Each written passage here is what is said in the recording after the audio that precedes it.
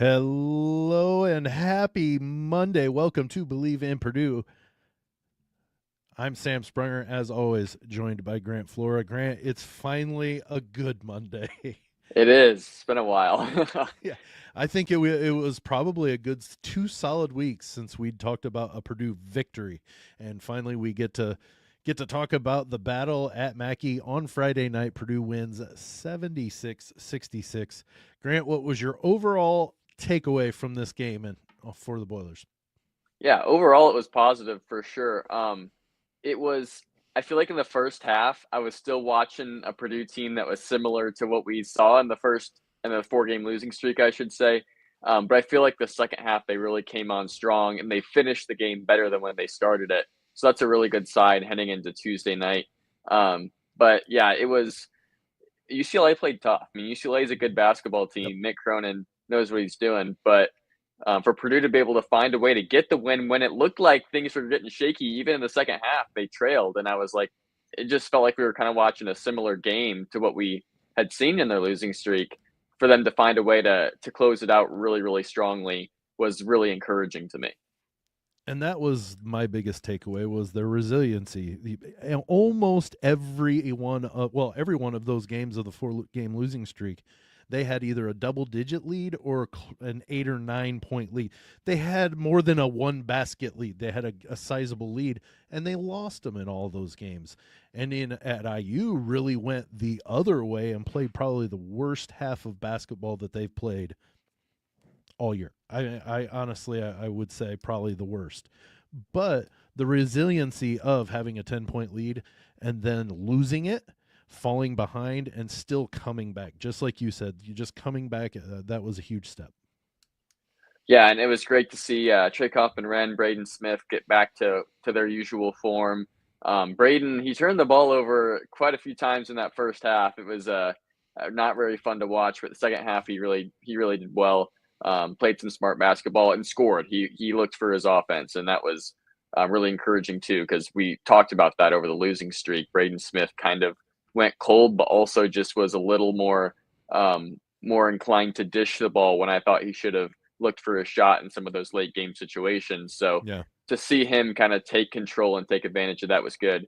TKR, Fletcher Lawyer had a little bit less of an aggressive game. He didn't take as many shots as maybe what we have talked about, what we wanted him to do, but he still scored 11 points. And with Braden and TKR doing so much, he kind of fit into that role well.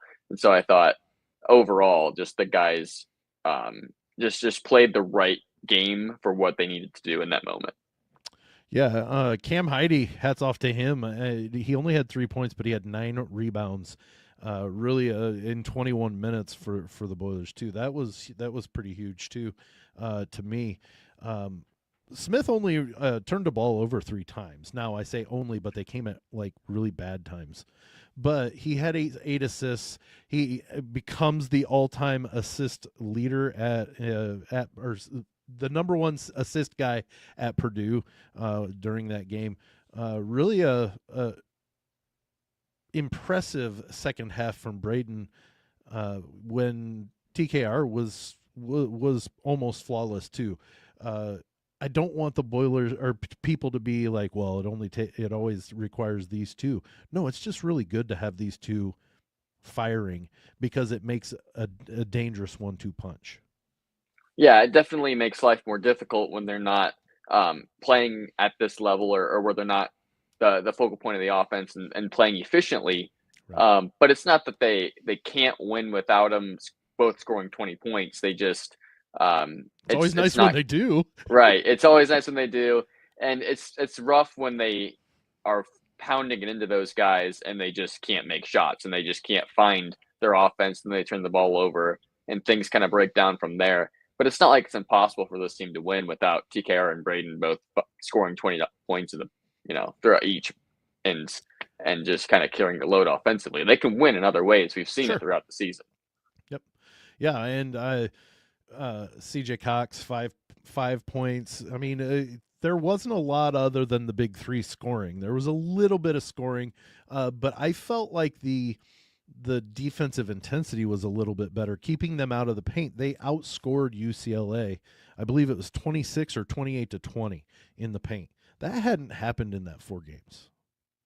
Yeah, they did a great job. Again, a lot of that was TKR, but um, yeah, they took control in the paint. They defended much better. I mean, we saw a couple of lob attempts that TKR I think was able to disrupt, maybe Yeah. first two. So that was good to see. And Camden Heidi, I know you mentioned this with his game. He only scored 3 points, but those 9 rebounds were insane. Like Yeah. that's a Yeah. huge part of why they were able to close the game out was because he just came up with some huge rebounds, especially on the offensive end.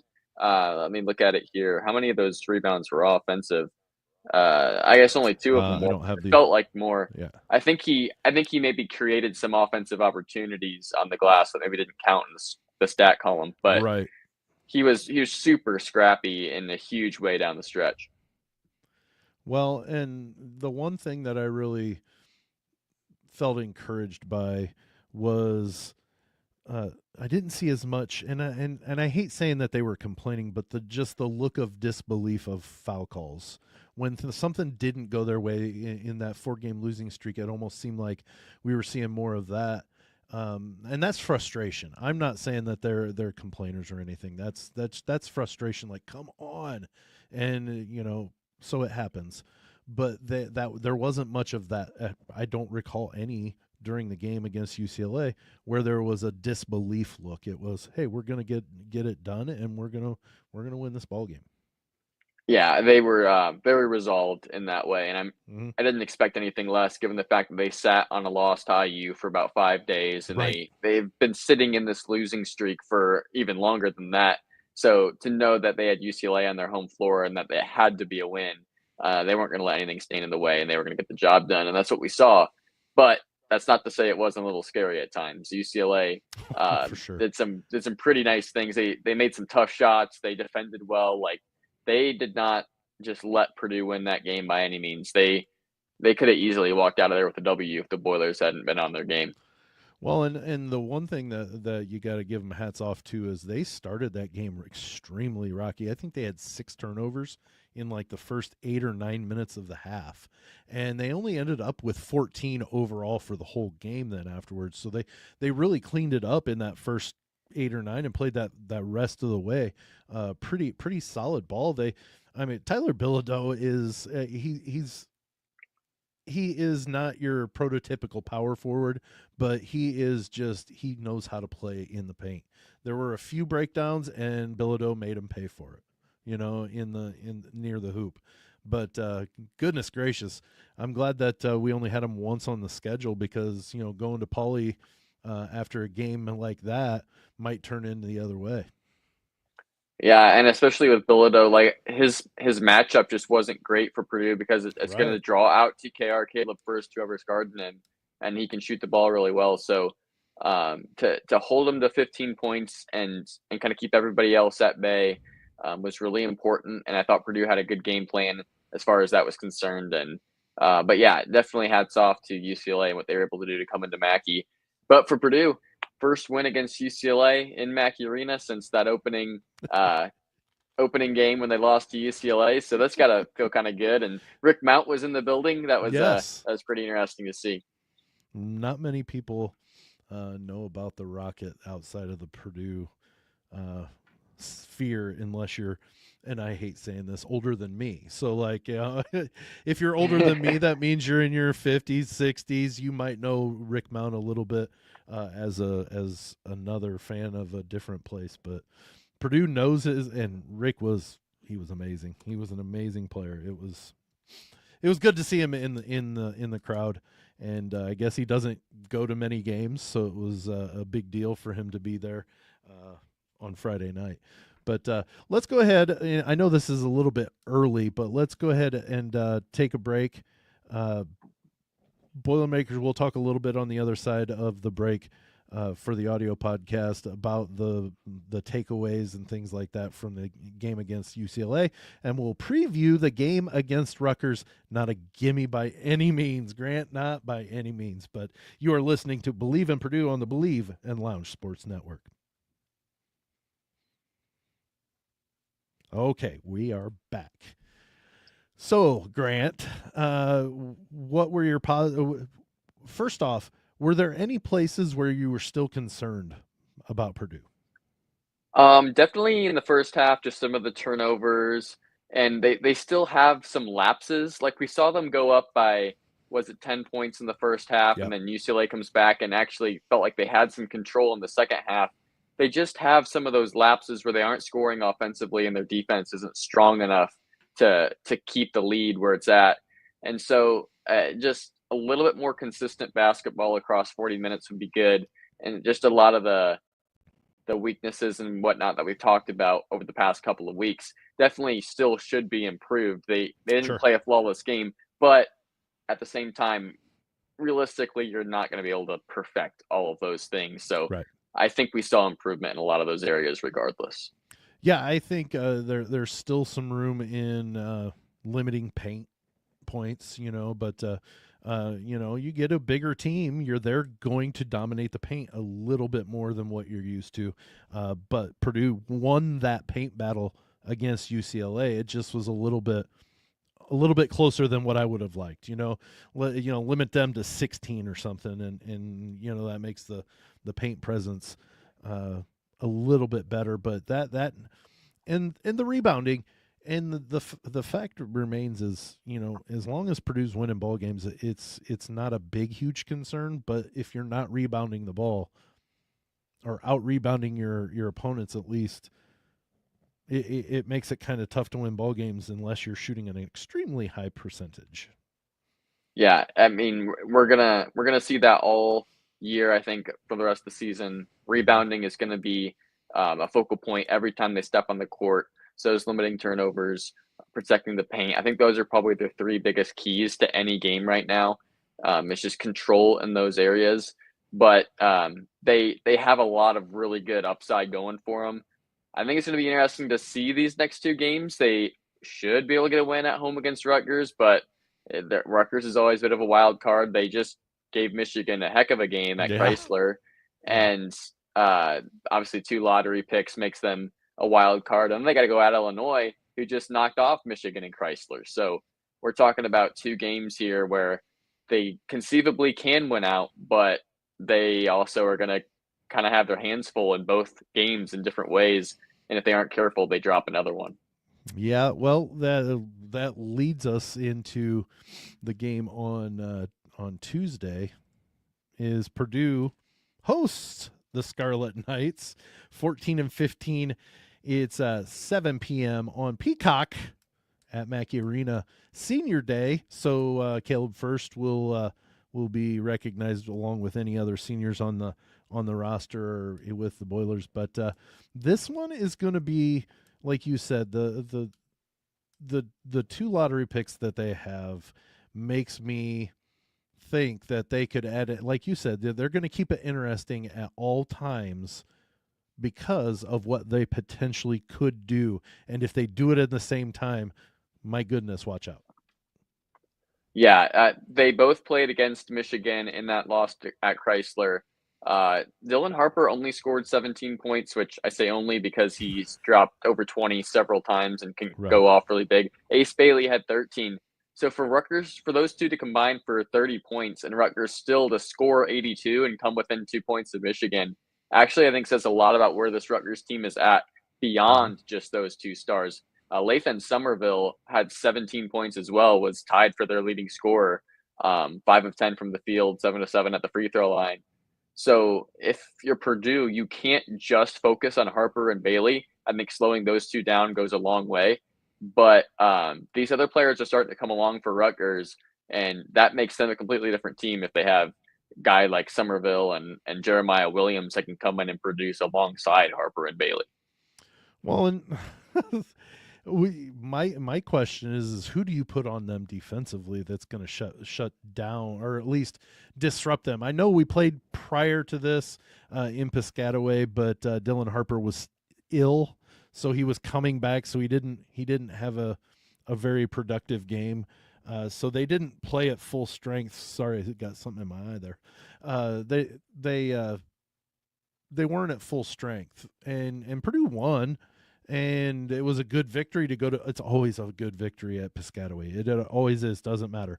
And now you come into the end of the season, they're at 14-15, so they need to win a couple of games to just be above 500 and maybe make a postseason tournament like the NIT or whatever tournaments now exist, or Lord help, they start clicking on the same time and they run through the Big Ten tournament. I'm not saying that they're gonna, but you know what, it only takes a couple of guys. We've seen what Purdue can do with Kaufman, Wren, and Smith.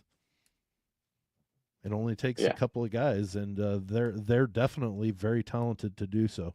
Well, and I think about NC State last year. I mean, they had a lot of solid guys that played their roles well, but really it was DJ Burns and DJ Horn that kind of carried them, at least offensively. And you're looking at a team in Rutgers. Ace Bailey, Dylan Harper are two players that appear to have a lot more talent and capability than even what those two guys did. So, I think Rutgers is kind of a scary matchup, especially at this point in the season. I'm thankful that Purdue gets them in Mackey. It gives me it just makes me much more confident that they'll find a way to win, even if it's kind of a grind. But at the same time, it's one of these last two games, both of them, Illinois, Rutgers, they're playing these teams kind of at the wrong time because, again, Illinois went into Chrysler and just absolutely dismantled the Wolverines. It was mind-blowing, to be honest. But then they lose to Minnesota, That's right. And that nothing against Minnesota, it's just you shouldn't. Right. Yeah, and so but keeping the focus on Rutgers because you don't want to look too far ahead. Right. I think you're absolutely right that what are they going to do defensively to slow both of those guys down? Because Ace Bailey fits a position that Purdue struggles to defend and historically has because they like to play these smaller stretch fours, which is great. But if you start first in TKR, that means one of those two assumably has to guard Ace Bailey. That's not a good matchup. Good matchup at all. And then your other options are to bring Heidi off the bench probably, and he takes the 4, guards Bailey. That might be your best option. I still don't love the matchup. I think Bailey has a physical advantage that he can take advantage of with Heidi. Well, and I highly doubt that is and what do you do with Matt if you're Matt Painter? Do you still start Caleb first since it's senior day? Right. It's senior night. You should probably still start him. But you're also playing for and I guess really honestly it doesn't really I would say he's gonna no problem start first because to him, while he doesn't care if he doesn't want to lose, he's not really hell-bent on having a good seed necessarily. Right. It's play good basketball, play solid basketball. Let's win ball games if we and just because play our best. Yeah, right. And just because you start Caleb first doesn't mean you can't make substitutions. Right. And it'll be interesting. Maybe they'll handle Bailey a little bit better. The nice thing is if you put a guy like TKR on Bailey or first, whatever they decide, they are bigger. So I'm not as worried about Bailey in the paint.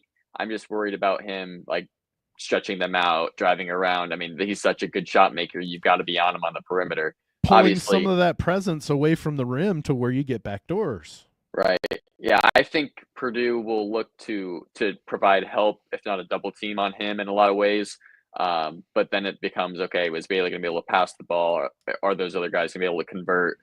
And that's where, again, it comes down to Rutgers' execution. And we haven't even talked about Dylan Harper and the matchup problems he poses. So hasn't even come into the conversation yet.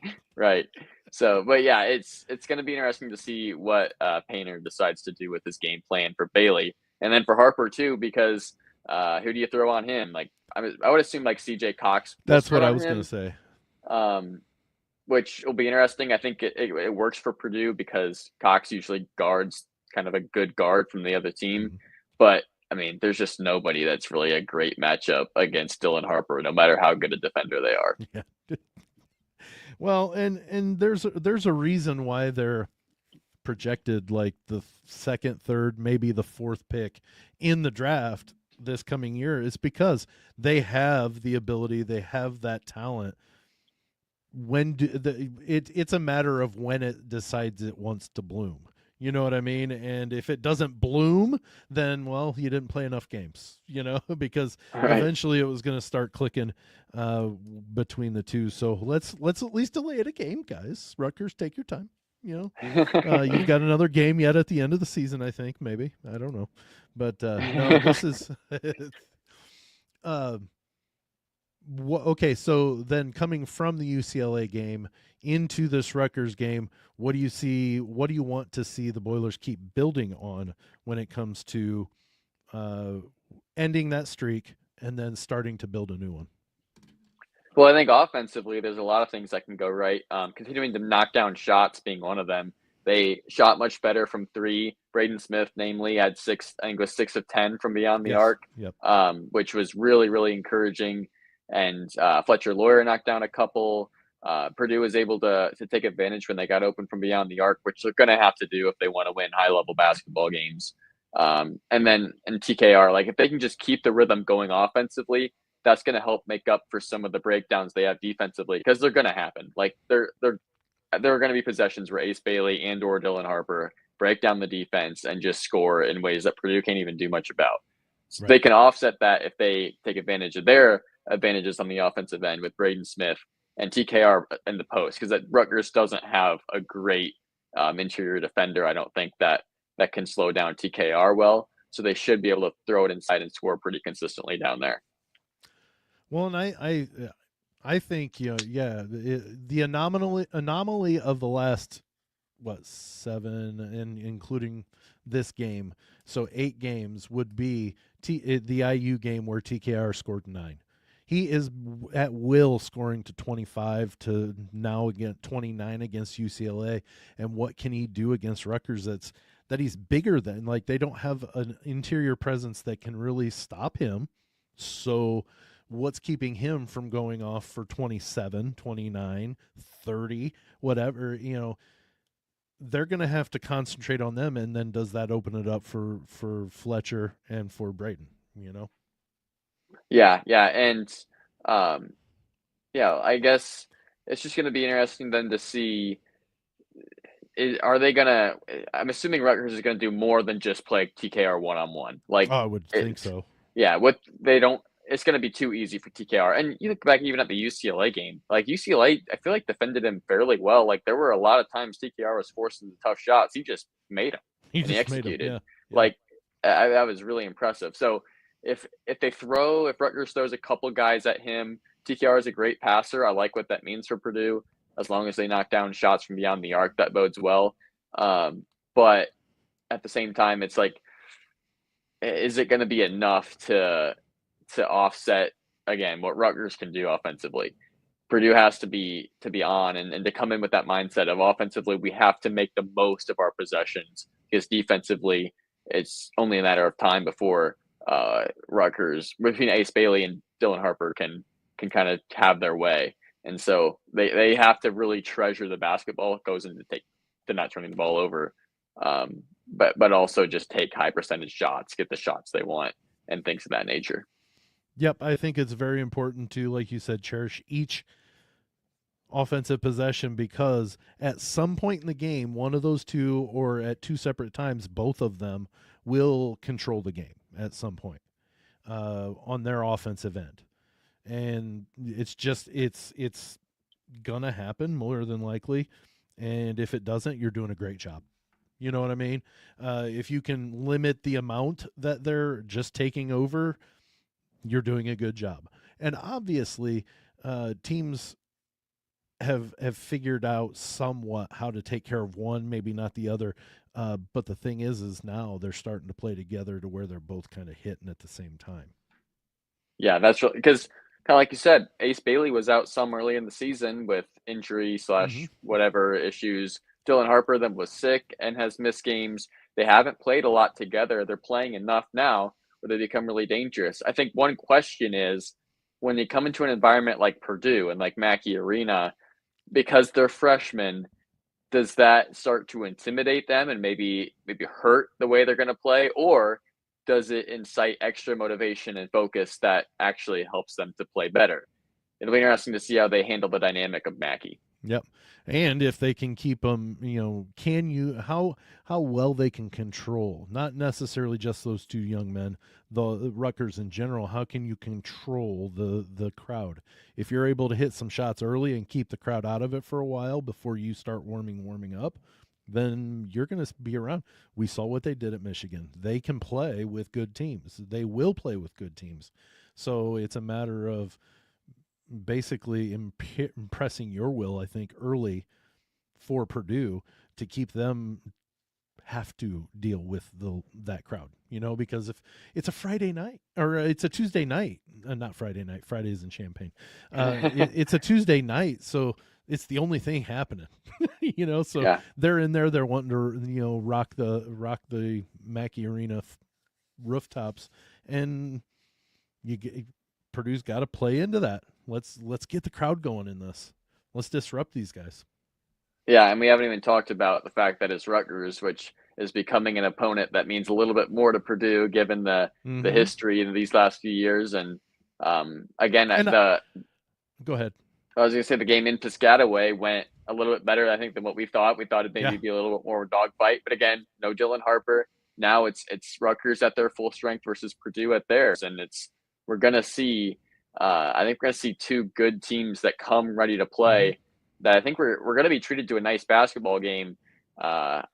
It'll be fun to see Purdue go out there and try and keep the ball rolling, but it's going to be a little scary too if Rutgers brings the fight and the intensity that they're more than capable of. Well, and I really like Steve Peichel too. He's I a agree. really good coach. He's got a great mentality. I think it wasn't just what money could come in to Rutgers that brought Dylan Harper and Bailey in. They like Steve Peichel and what he does, and so hopefully the Boilermakers decide they're going to take him out of it early, and it makes it a moot point and we get another W. But be on guard for the Knights. Yeah, and as annoying as it's been to have to play Rutgers and deal with some of the games that we've had to deal with, Yeah. it's just Steve Peichel, and if it was another coach like somebody like Dan Hurley, say, I would be a little bit more upset about that. But Steve Yes. Peichel, there's always a little something there. Like if it was going to be somebody, I'm happy it's Steve Peichel Yep. because I think he's a great guy, great character, good basketball coach too. So Yep. Well, that brings us to the end of today's BLEAV in Purdue. Big W from Friday night got us out of that 4-game losing streak.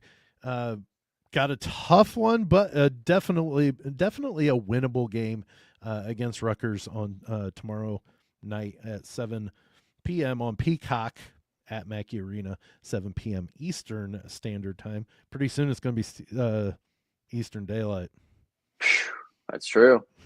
That is true. All right. Well, for Grant Flora, I'm Sam Springer. Thanks so much for joining us today on BLEAV in Purdue, and we will see you on Wednesday.